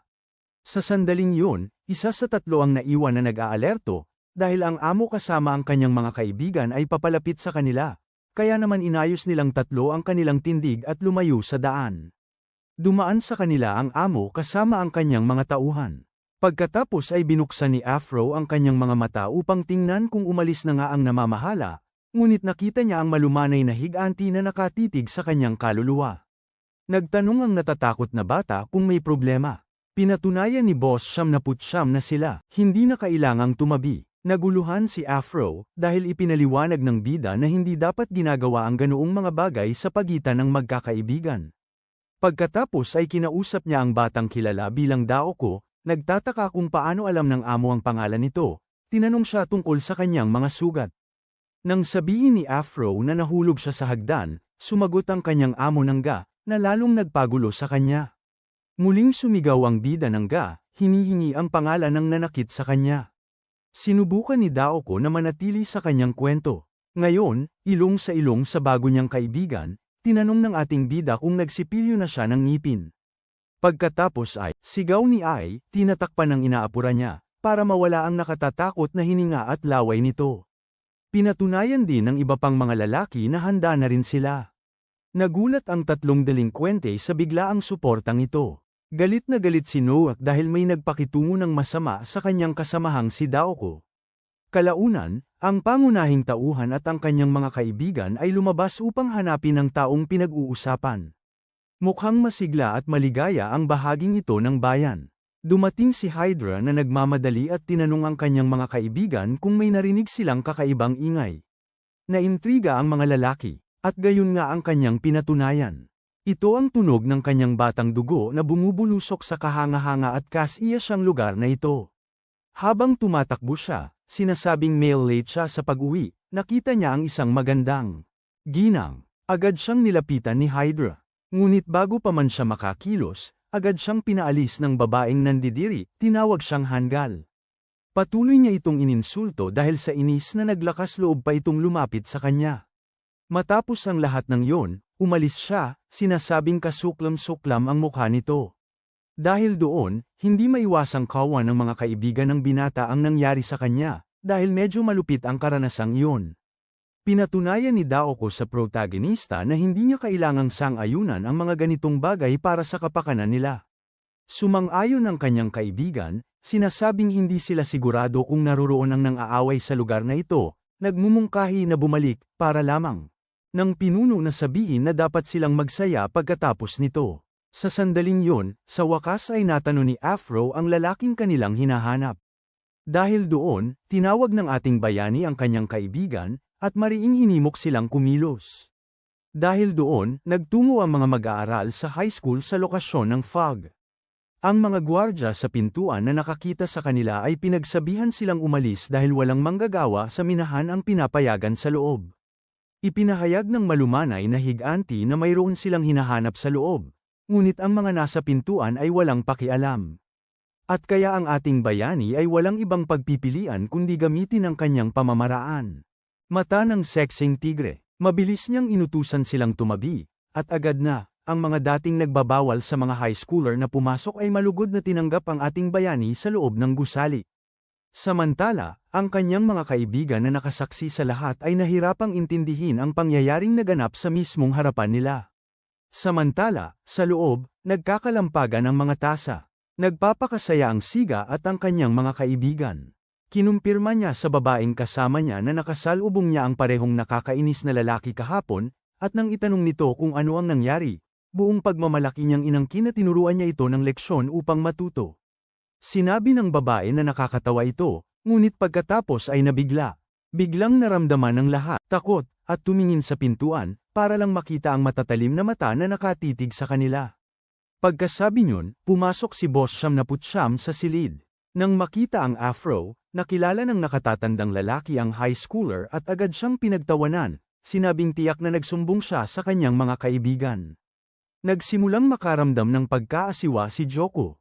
Pinagtibay ng kaibigan niya na simpleng paghingi lang ng tawad ang hinihingi nila mula sa kanya. Agad na sinimulang harapin ng babae ang aming bayani. Sana ay pinakiusapan niya ito ng may matatalim na mata na huwag makialam sa bagay na hindi naman pakialam ng babae. Ganoon lang, ang babae ay namula sa isang menor de edad. Nang makita ito, idinabog ng siga ang kanyang ulo sa mesa. Nagsimulang matakot ang kanyang mga kaibigan sa pinakamasamang mangyayari. Labis na naiirita ang lalaki sa matabang high schooler, na kanyang inudyukan na umalis. Ngunit nang hindi ito sumagot, wala nang nagawa ang lalaki kundi ulitin ang kanyang mga salita. Muling pinatunayan ni Nathan Wook na gusto lang nilang maging tapat ang lalaki sa paghingi ng tawad sa kanyang kaibigan, ngunit hindi maiwasan ng salbahan na isipin ito bilang puro kalokohan. Nagpa siya ang matandang lalaki na patulan ng high schooler. Sa gayon, ang malumanay na higanti ay nagpa siya na gumamit ng isang lihim na teknik upang patatagin ang kanyang tiyan, upang protektahan ang kanyang sarili mula sa paparating na suntok, at mabalian ng braso ang siga sa proseso. Natagpuan ng lalaki ang kanyang sarili na napamura sa sakit. Tiningnan ng ating bida ang kanyang kaibigan at ipinaliwanag sa kanya na ang mga siga ay hindi gustong ibigay sa kanya ang hustisyang nararapat. Sa sinabing yun, pinatunayan niya na siya at ang natitirang bahagi ng laro ay maaaring maging marahas para sa kanyang kapakanan. Nahirapan ang Afro na maniwala rito. Ipinaliwanag ni Boss Siyam na itinuturing niyang pamilya ang kanyang kaibigan, na nangangahulugang dapat ay lagi silang magtulungan. Pinatunayan ng ating bayani kay Daoko na nakikita niya siya bilang pamilya. Sa sinabing yun, sinabi ng bata kung gaano siya kawalang silbi at kung gaano katanga ang kanyang boss. Sa sinabing yun, ipinahayag ni Afro sa Soulboy ang pasasalamat mula sa kaibuturan ng kanyang puso habang tuluyan na niya itong kinilala bilang kanyang tunay na pinuno. At kaya, pagkatapos ng mabilis na fist bump, tinanong ni Noak ang kanyang kaibigan kung alam nito ang kanilang susunod na hakbang. Napangiti ang bata at pinatunayan na gagabayan nila ang mga siga patungo sa pagbabago. Sa sinabing yun, ang may bali ang braso ay natagpuan ang kanyang sarili sa harap ng bida gamit ang kanyang teknik, ang Predator. Sa ganoon, ang mataas, ang estudyante ay naglabas ng aura na nagpagulantang sa mga kalalakihang naruroon. Ang pamamaraang ito ng menor de edad ay nagkaroon din ng isa pang epekto sa mga babae. Napagtanto ng mga kaibigan ng malumanay na higanti na nagsimula na ang aksyon. Labis na nabuwisit ang basegulero. Kinumpirma ni Noak sa kanya na isinantabi na niya ang awa na ipinakita niya rito. At habang ipapakilala na sana ng basegulero ang kanyang pagkatao upang takutin ang bata, pinatigil siya nito sa pag-arte na parang bata. Ngayon, sa galit na mas matindi pa kaysa dati, iginiit ng lalaki na malaman ang pinagmulan ng bata bago manumpa na susugpuin siya. Kinumpirma ng aming bida sa kanya na hindi niya kailangang malaman ang ganoong impormasyon, dahil ito ang isang may sapat na gulang na nagkamali. Ang lalaki ay lalo pang natakot. Ipinaliwanag ni Noak na kahit hindi mabuhay bilang isang santo, dapat iwasan ang pagdudulot ng gulo sa iba. Sa ganoong paraan, buong kabaitan siyang pinayuhan ng malumanay na higanti na magsimulang muli. Nang biglang may dumating na naghahanap kay Jansu, naging interesado ang mga estudyante ng high school nang biglang lumitaw ang isang grupo ng mga lalaking mukhang may kapangyarihan. Nagsimulang tumawa ang lalaki, na sinasabing ang mga umaatake sa kanya ay nasa kapahamakan na ngayon. Habang muling hinahanap ng naninigarilyo si Jansu, nagulat si Hydra nang siya at ang kanyang mga kaibigan ay mapalibutan na ng mga lalaking nakasuot ng suit. Noon din, may dumating mula sa likod ng lalaki. Ang isang ito, naakit sa dami ng mga Manero sa establishmento. Nagsimulang pagpawisan ng husto sina Huang at Zin nang lumapit ang isang ito. Maging sina Zingtai at Yang Hu ay naging alerto. At sa wakas, huminto na siya. Ang dambuhalang lalaki, na nagpakilala bilang nagtapos sa Gokyang mula sa 2094 promotion, ay inutusan ng mga estudyante ng high school na magpakilala. Napagtanto ng mga binata na nasa isang mahirap na sitwasyon sila dahil ang isang ito ay galing sa mas lumang promotion na nagtapos din sa kanilang high school, at habang nagsisimula silang magtalo kung makakapagligtas ba ang pagsusumamo sa kanilang buhay o hindi, napansin ng lalaki ang kanilang pananahimik at kaagad itong ikinagalit. Sinubukan ni Zingtai na ipaliwanag na sila ay naglalakad lamang, ngunit nahirapan ang lalaki na paniwalaan siya, sa pagkakita kung paano siya nasa loob ng isang gusaling ipinagbabawal sa mga Manero. Sa kabiguan ng negosasyon, nagbigay ng utos ang namumuno, na inutusan ang kanyang mga tauhan na pigilan ang mga nanghihimasok. Nagsimulang umasa ang mga nakatatanda sa pagkakataong pahamakain ang maliliit na bata na nakabatid na sila ay nasa mahirap na sitwasyon. Napagtanto ni Bullfist na anumang maling galaw ay maaaring magtulak sa kanila sa mas malalim na gulo, kaya't humingi siya ng plano sa protagonista. Lumabas ang amo mula sa pinto, sandaling pinag-aralan ang sitwasyon. Pinatunayan ni Afro sa kanya na susundin nila siya anuman ang kanyang desisyon. Ang kanyang dalawang kaibigan, pinatunayan nilang lahat na sila ay handa, lalo nang punong-puno ng sigla si Hydro. Si Zingtai, na sumang-ayon sa kanila, ay hiniling sa pinuno na magbigay ng kanyang utos. Ang lahat ay umaasa sa desisyon ng kanilang kaibigan, na bahagyang ngumiti. Ipinaliwanag ni Nauwok na walang saysay ang pag-uusap sa kasalukuyan, kaya't dapat muna silang gumamit ng puwersa bago niya pakiusapan ang kanyang mga tauhan na huwag magdulot ng labis na pinsala. At nang sumigaw ang pinuno ng ay, ang lahat ng pangkat ay tumugon sa kanyang panawagan ng may malalakas na boses. Sa ganoong paraan, nagawa ng mga high schooler na takutin ang mga matatandang lalaki. Nang makita ito, lalo nang nagalit ang amo dahil ang mga ito ay simpleng Manero lamang. Kaya, ang taga-94 ay nag-utos ng pag-atake, kaya't ang kanyang mga tauhan ay nagbalik sa diwa at sumugod sa mga bata na nagpasya na harapin sila ng walang takot, saktong-sakto nang handa nang sumuntok ang isa sa mga lalaki. Sinalubong siya ng isang pinto sa mukha. Ang waiter na pumasok sa silid ay walang iba kundi si Sudeiko. Ang mga junior ay naging interesado dahil nabungaran nila ang kanilang senior na nakita sila sa isang hindi maipaliwanag na sitwasyon. Nang makita kung paano nakilala ng kanilang mga nanghihimasok ang taga-silbi, agad inakala ng mga tauhan na siya ay bahagi ng kanilang grupo. Muli na namang napasok sa gulo ang senior dahil sa kanyang mga junior, habang agad namang sumugod sa kanya ang tatlong gwardya. Agad namang ang naalertong taga-ikatlong taon, iniwasan ang unang suntok. Patuloy siyang umiiwas nang hindi itinaas ang kanyang mga kamao. Hiningi ni Sodeko ang dahilan sa likod ng pagiging agresibo nito. Pagkatapos ay umiwas siya sa isang suntok na tumama sa kanyang plato, at dahil doon, ang laman nito ay kumalat sa sahig. Lubos itong ikinagalit ni Sodeko, na muling umiwas sa hampas ng lalaki, tanging sa pagkakataong ito ay hinawakan niya ito sa kwelyo at itinulak ang tuhod patungo sa baba nito, dahilan upang ito'y matamba. Dahil doon, ang una sa tatlo ay napabagsak, habang ang pangalawang lalaki ay sinubukang salakayin siya mula sa likod. Ngunit ang high schooler ay yumuko at hindi binigyan ng pagkakataon ang kalaban na makapag-break bago sa huli ay nag-uppercut. Hindi pa tapos ang galit na server, dahil pinagbagsakan niya ang kanyang kalaban ng sunod-sunod na ng mga kamao. Hindi na kinaya ng mga tauhan. Nagpa siya si Sodeko na gawin ang huling pag-atake, sinipa niya ang lalaki ng may gayong lakas na nagpatambo rito patungo sa pader. Nang makita ito, ang ikatlong sumasalakay ay nataranta. Doon lamang niya napansin ang estudyante ng high school na may matinding galit at handa ng sumalakay sa kanya. Nagbigay si Sodeko ng isang malakas na suntok na sapat upang pansamantalang mawala ng ulirat ang nasa gulang na lalaki. Sa sandaling yun niya napagtanto na hindi na niya mapananatili ang kanyang trabaho. Kaya't ginagawa ng lahat ng estudyante ang kanilang makakaya upang daijin ang kanilang matatandang kalaban, lahat maliban sa isa. Natagpuan ni Hydra ang kanyang sarili na napasuko sa lupa. Ang sumalakay ay lubos na ikinatuwa. Habang sinasaktan niya ito, nang bigla ay nasalubong niya ang isang lumilipad na kamao na nagpatambas sa kanya ng nakatihaya. Agad na nilapitan ni Yang Tai ang kanyang kaibigan upang kumustahin, ngunit sinabi lang nito na maayos lang siya at may nakita siyang kung ano sa lupa. Mabilis na nagulantang ang bata dahil ang kanyang kaibigan na tumulong sa kanya ay malapit ng sorpresahin ng isang patagang pag-atake. Biglang may bumangga sa umaatake at naitulak ito sa paanan ng kanyang kasama. Ito ay walang iba kundi si Daoko, na nagbilin sa kanyang kaibigan na huwag magpapadistract. Labis na ikinatuwa ito ni Jong Tai, at agad niyang ipinaabot ang kanyang pasasalamat sa kanyang tagapagligtas.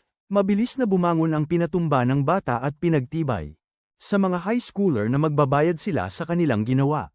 Samantala, dalawang high schooler ang napalibutan ng maraming matatanda. Magkadikit na ang likod ni Fallfest sa kanyang senior. Humingi ng paliwanag ang junior, at nang marinig si Sodeko na nagrereklamo tungkol sa paglikha nila ng gulo sa kanyang pinagtatrabahuhan, sa wakas ay naunawaan ng binatilyo kung bakit ang kanyang senior, na nagtatrabaho ng hating gabi, ay laging pagod sa paaralan sa kabila ng pagsasabing wala itong epekto sa kanya. Agad na sinaway ni Sodeko ang kanyang junior dahil sa masama nitong ugali, kaya itinuro ng binatilyo kung gaano kadalas nangyayari ang gayong mga reklamo. Matapos sabihin ng mga yon, pinatunayan ng senior na ang lahat sa promotion 99 na ay pare-pareho lang sa kanya habang gumagawa siya ng isang mapuwersang kilos laban sa isa sa marami niyang kalaban. At habang abala ang lahat sa laban, may naramdaman ng pangunahing tauhan na papalapit. May pumuri sa kanila sa kanilang ipinamalas, sinasabing normal na estudyante pa lang sila ng high school. Nasabik ang namamahala, sinabing matagal na siyang hindi nagkaroon ng pagkakataong makapagbigay ng aral sa iba. Sa sinabing yun, harap-harapan na ngayon ang dalawang pinuno. Si Batang Tai, kasama si Batang Hu, at ang lahat ng estudyante ng high school, ay napatingin sa dalawang higanti na nagpapalitan ng matatalim na tingin. Nagpasyang ang nakatatanda ang unang kumilos, at sa isang iglap, biglang may kamaong sumulpot sa ilalim ng takip ng junior. Isang kamao na madali niyang naiwasan. Ang ating bida ay nanatiling hindi natinag habang siya patuloy na umiilag sa mga paparating na hampas, kahit pa may ilan na bahagyang nakasugat sa kanya. Ngunit sa huli, nakasuntok ang nakatatanda ng malakas na nakaitulak palayo sa matabang manero. Gayunpaman, nanatiling pareho ang ekspresyon ng bida. Ang kanyang kalaban naman ay nagtaka, nang makita kung gaano kadali niyang naiilagan ang lahat ng kanyang mga atake. Ito ang lalong nagpasabik sa lalaki. Dahil dito, hinimok niya ang ating bida na itigil na ang pagkukunwari upang iligtas ang kanyang sarili. Nang makita ng henchman na inalis ng lalaking namamahala ang kanyang mga pabigat, napagtanto niya na ang araw na ito ay magtatapos ng may masaktan. Nang nasa lupa na ang mga pabigat, naakit ang ating bida sa mga ito dahil sa pagiging 1 kilo ng bawat isa. Ang lalaki, pagkatapos ay iginiit niyang nasaktan siya dahil minamaliit siya ng kalaban. Kitang-kita niyang hindi pa buo ang lakas na ipinapakita ng bida laban sa kanya. Pagkatapos ay sinabi ng matanda na agad magbabago ang saloobin ng boses nang bigla niya itong sugurin ng mabilis at matinding suntok. Dahil dito, tumalsik si Boss Siyam at bumagsak sa dingding, na nag-iwan sa kanyang kaibigan na nag-aalala para sa kanyang kaligtasan. Nakahandusay na ngayon sa lupa ang ating bida, ngunit ang kanyang kalaban, na batid na pamilya siya, ay hinimok siyang itigil ang pagpapanggap.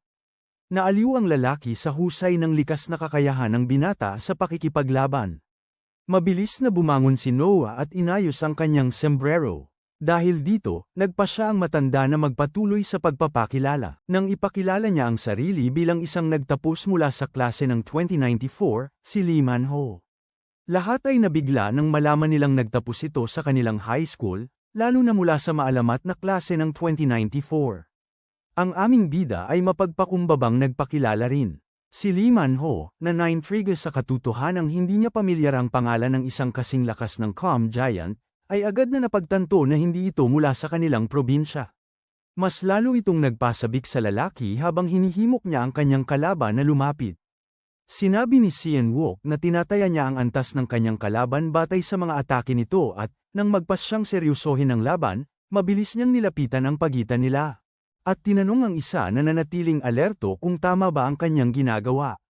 Nagulat si Lee Man-ho nang makakita ng kasanayan na nagpilit sa kanya na magsanay ng walang tigil habang may suot na pabigat para master ang teknik na ginamit ng bayani, na nagpaniwala sa kanila na magkatapat sila, ngunit mabilis na napagtanto na nalampasan siya ng bida sa larangan ng bilis, at dahil doon, ang matandang lalaki ay naitulak ng napakalakas at sumampas sa pader ng isang menero. Sa pagkasindak ng kanyang mga tauhan, napakalakas ng impact kaya nagdulot ito ng pinsala sa pader na gawa sa ladrilyo. Sa kabila ng pagkaalam na huli na ang lahat, hindi napigilan ng matandang lalaki ang ngumiti. Nabighani siya sa bida na, isang suntok lang ang binitawan, kaya inakala niyang napagkamalan siyang mahina o matanda na. Ngunit pinagtibay ng banayad na higanti na ipinagbabawal ang umatake sa isang taong nasa lupa. Sa kabila ng pagkilala sa ganitong karangalan, sinabi ni Lee Man-ho sa binata na magbabayad ito ng mahal bago siya sumugod at bumitaw ng mabilis na suntok. Ang bida, na nakaiwas dito at sa simula ay hindi natinag, ay mabilis na napagtanto na nasugatan ang kanyang mukha. Ang natuwang lalaki ay inayos ang kanyang direksyon at muling sumubok habang inulit ang parehong pag-atake. Patuloy na umilag ang ikatlo sa mabilis na suntok, na nagresulta sa dalawa pang galaw sa kanyang mukha. Patuloy siyang umiiwas sa mga suntok nang hindi lumalaban. Sa sandaling yun, napagtanto ng matanda, na nakatingin sa menero, na unti-unti na siyang nawawala ng bilis. Si Lee Man-ho naman ay lumayo sa kanyang kalaban sa pamamagitan ng pagsuntok sa kanya nang napakalakas na ang impact ay nagtulak sa kanya ng ilang talampakan palayo. Kinilala ng matanda ang lakas ng kanyang batang kalaban at medyo nabigla siya habang inamin niya na siya ang unang tao bukod sa kanyang pinuno na nagtulak sa kanya na ilabas ang kanyang buong lakas. Hinikayat ni Lee Man-ho ang bata na lumaban ng seryoso o ipagsapalaran ang kanyang buhay sa harap ng kanyang pinakamataas na teknik na kilala bilang Ultra Speed Movement. Sa ganoon lang, sumugod ang nagtapos ng paaralan si Junior ay kasing bilis ng bala. Hindi maiwasang maramdaman ng matandang lalaki na mabagal ang mga galaw ni Boss Siyam, at sa sandaling inakala niyang siya na ang mananalo, bigla siyang napaharap sa isang suntok. Nagawa ng ating bida na tamaan siya sa mukha gamit ang kanyang teknik, isang mabilis na pagtugon. Walang makapaniwala sa nangyari dahil ang isang matandang lalaki ay tumilapon sa dingding sa pamamagitan lamang ng isang simpleng binatilyo. Ang mga tauhan ay lalo pang nagulat at nag-alala para sa kaligtasan ng kanilang kuya.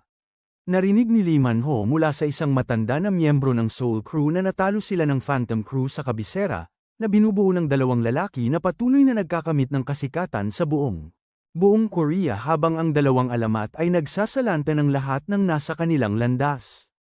Walang nakakaalam tungkol sa kanilang pagkakakilanlan o kanilang motibasyon, ngunit ang pinag-uusap ang kuya, na naroon sa pinangyarihan, ay inilarawan ng una bilang isang individual na may matibay na panga at tawa na parang makina, at ang pangalawa bilang isang may kaliwang braso na puno ng mga tattoo at tiyan na hindi masisira. Kinilala ni Lee Man-ho ang pamamaraan ng bida bilang isang kontra.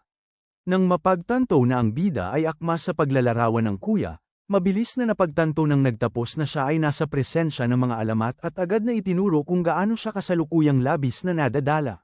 Feeling. Samantala, ang kanyang mga nagalit na tauhan ay nagpasya na maghayganti para sa kanilang nasawing pinuno, ngunit inutusan sila ni Lee Man-ho na itigil ang laban. Sa huli, kinumpirma ng matanda na nanalo ang mga bata sa laban. Maya-maya, malakas na tawanan ang narinig na umaalingaw sa buong gusali. Si Lee Man-ho, na umupo kasama ang ating mga bayani, ay tawa ng tawa. Lahat ay naguluhan nang sa wakas ay naintindihan ng lalaki na ito ay isang hindi pagkakaunawaan sa kanyang bahagi. Pagkatapos ay bumaling siya sa gumagawa ng gulo, pinagtibay na hindi niya sana ito tinulungan kung alam niyang siya ang sanhi ng kaguluhan. Ang lalaking yun ay tumawa ng kinakabahan. Ang lalaking isa-isang napatingin sa kanya habang sinabi niya na hindi siya panangga sa pang-aabuso. Nang marinig ito, ang basagulero ay natigilan. Agad siyang humingi ng tawad nang may nanginginig na boses. Inutusan siya ni Lee Man-ho na itigil ang kanyang kalokohan at mamuhay ng matuwid, kaya pinaghini ng tawad siyang muli. Kinumpirma naman ng namamahala sa kanya na ang mga high schooler ang tunay na nararapat sa paghingi ng tawad. At sa pagkakasabi niyan, matapos tingnan ang labis niyang pinagawa ng mali, sa wakas ay humingi ng tawad ang lalaki, na sinasabing ibinuhos niya ang kanyang galit ng walang saysay dahil sa ilang masasamang araw na kanyang pinagdaanan. Nilapitan ng amo ang may buhok na afro at sinabing dahil ang usaping ito ay tungkol sa kanya, siya ang gagawa ng huling pasya. Sa pagkakasabi niyan, matapos kumuha ng sandaling nag-isip, sinabi ni Daoko na nasiyahan siya sa paghingi ng tawad at hinimok ang lalaki na itigil ang paggawa ng gulo sa kanyang blog. Pagkasang-ayon ng pasaway sa kanyang mga kondisyon, pinapalabas siya ni Sean-wook mula sa silid. Nag-apologize muli ang siga, ngunit habang paalis na sana siya, bigla siyang pinigilan ni Lee Man-ho, na nagbabala na personal siyang haharapin at titiyak ang magdudusa kung babaliin niya ang kanyang mga salita.